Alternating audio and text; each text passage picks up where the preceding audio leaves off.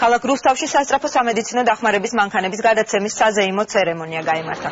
განაწილების ამ ეტაპზე ქვემო ქართლის რეგიონული სასწრაფო სამედიცინო დახმარების ცენტრის ავტოპარკი 10 ავტომობილით განახლდა. მანქანის გადაცემა გარდაბანს ნიშნავს იმას, რომ რუსთავის სასწრაფო გარდაბანში აღარ იხსნა აქამდე ეხმარებოდა გარდაბანს.